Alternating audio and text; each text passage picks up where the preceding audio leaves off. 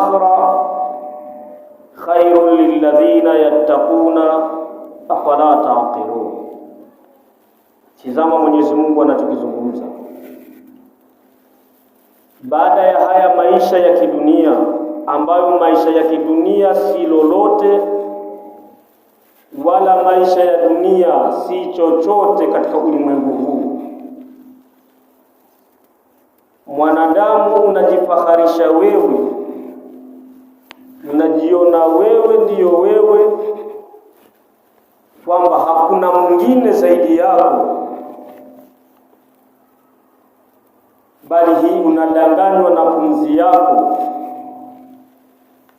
unadanganywa na mwili wako, lakini pia unadanganya na shahawati zako, matamanio yako.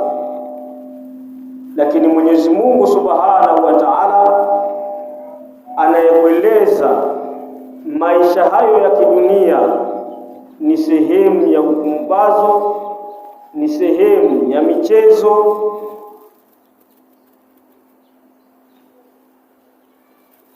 isipokuwa nyumba ya akhera ni kwa wale watu ambao watakuwa ni wacha Mungu. Nyumba ya akhera itakuwa ni salama na amani kwa wale wenye kumwogopa Mwenyezi Mungu Subhanahu wa Ta'ala. Afala taqilun, hivi mmeshindwa kuwa na akili?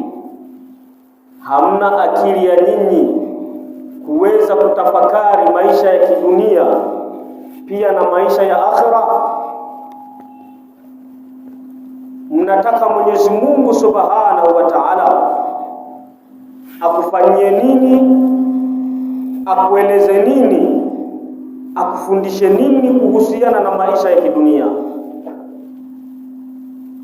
Akufundishe nini kuhusiana na maisha ya akhera, maisha yenye kudumu, maisha ambayo mwanadamu anaingia?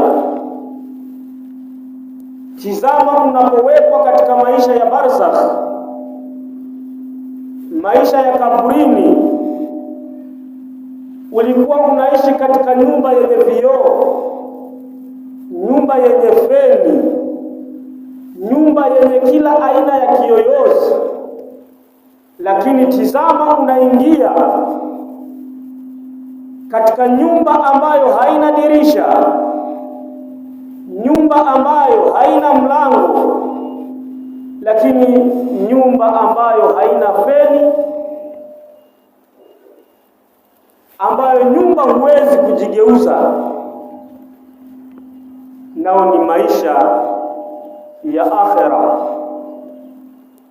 Ili maisha yako ya akhera yaweze kuwa mazuri, ya kupasa wewe ufanye nini katika ulimwengu huu?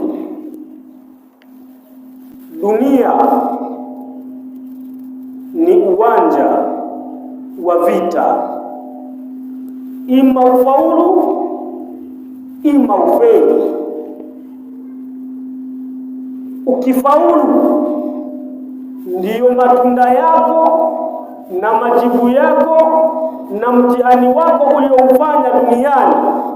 Utakapoingia katika maisha ya barzakh, maisha ya akhera, ndipo utakapokwenda kupata matunda na faida ya yale uliyoyatenda katika ulimwengu.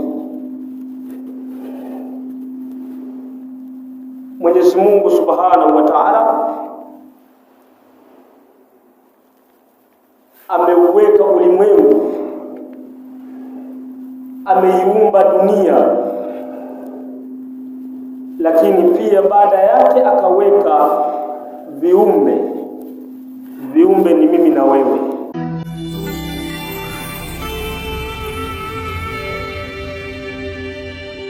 Husainia TV, pamoja katika kheri.